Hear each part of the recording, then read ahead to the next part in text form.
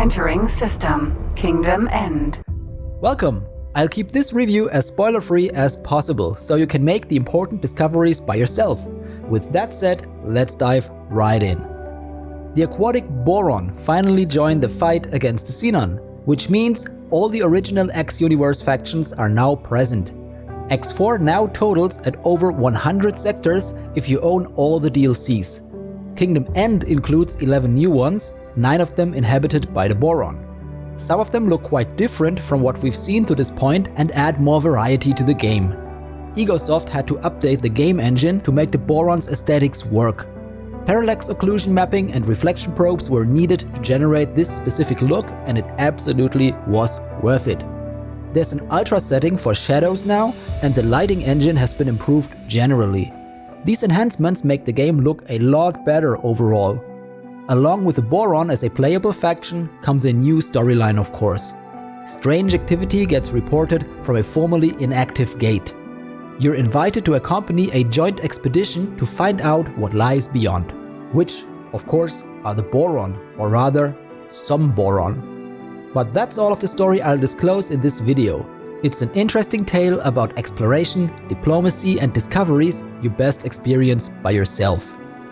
After you progress through the Boron storyline, you can do diplomatic missions as an emissary for the Queen.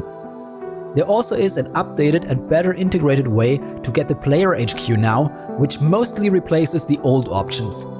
Also new are lifts that seamlessly take you from the cockpit to the landing pad. The Boron themselves float around within their ships and stations wrapped in exosuits. Which brings me to the new hardware introduced with Kingdom End. This, for example, is the bridge of the Boron's light carrier, the Guppy. It carries 16 ships, has 8 docks, and can deploy its fighters rapidly. It perfectly fits into a fast response sector defense role. There also is a heavy carrier, the Shark. It has 4 medium docks, 16 small docks, and the capacity to store 8 medium ships and 64 small fighters. The Boron destroyer, the Ray, has a new main battery called the Ion Projector. It uses a new charge mechanic. The main battery's beam slows down even the biggest of ships and disrupts their systems. You can also deploy 2 small fighters to aid in combat. Another remarkable addition is the Hydra Corvette. It has 3 turrets and 4 guns and looks fantastic in my opinion. Its shields are double the strength compared to those of a Terran Katana Corvette, which makes it incredibly durable. The Thresher gunship also is kinda special. It has 8 medium turrets as a medium ship. It also boasts the strongest shields of its class, which in combination makes it the perfect fit as an anti-fighter support for destroyers and carriers.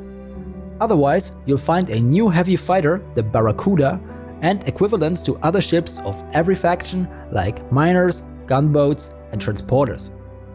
Especially the miners are extremely durable, which means they are great for mining in carc-infested sectors.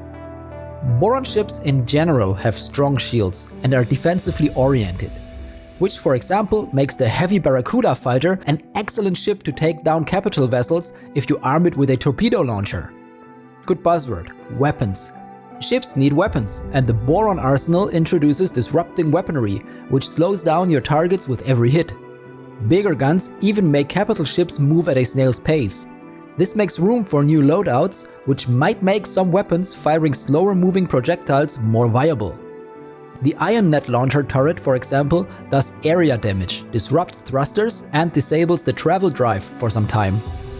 The Ion Atomizer main gun, on the other hand, decreases the target speed. It's not very accurate, but does area damage and has a proximity fuse.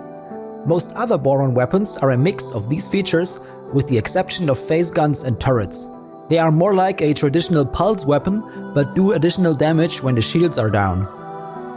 Oh, and the music is brilliant. I called the X4 vanilla music more or less forgettable. It wasn't bad, but it just didn't resonate with me. The music added with every DLC got better and better. Split Vendetta already introduced some memorable tracks, but the Kingdom End soundtrack sits in a league of its own. Alongside the Kingdom End DLC arrives the 6.0 general update for the base game. It includes a new physics engine, which makes the game feel less clunky as far as I can tell so far, and it feels like you can get closer to complex structures without bouncing off. Then there's the new live stream camera view. You can access once relations with a certain faction are good enough. The position defense function for carrier fleets lets you defend sectors more conveniently, and there are new construction vessel designs for each faction. They don't all look the same anymore. General AI improvements were also integrated, like the bombard assignment for subordinates, which means they will protect their leader from enemy capital ships. Also, capitals will now stay at range while attacking a station and reduce it to scrap without getting too close. Only make sure they don't pile up and have enough room to maneuver. You also can give the order to attack surface elements only now. A swarm of fighters is now able to quickly cripple a target. Their movement against large targets also was improved. Beyond that, we get more hotkeys to bind. For example, you can now just press a key to deploy a satellite or laser tower. And they improved loading times. The game starts faster, saves faster and loads faster, which is a relief. Performance in general improved, which is good news especially for rigs with mid-range CPUs. But the 11 new sectors add to the overall processing load in the end, so a crowded universe might even get tougher for your PC to calculate. We'll see. Well, I think the Kingdom End DLC is worth every single penny. It's a meaningful expansion of the universe, and the new ships open up new strategies and tactics. If you don't own X4 and you're not sure yet if you want to go all in and spend your money on the game plus all DLCs, then you can just get the main game and still benefit from the 6.0 update and its quality of life and AI improvements. And let's not forget the new physics tech and the beefed up graphics engine. X4 evolved into a great game in my opinion. It's still rough around the edges sometimes, but well worth to get into if you like strategic space games and economic simulations. I'll upload an easy to understand how to X4 video soon, so maybe subscribe if you want to get notified. Thanks for stopping by and fly safe.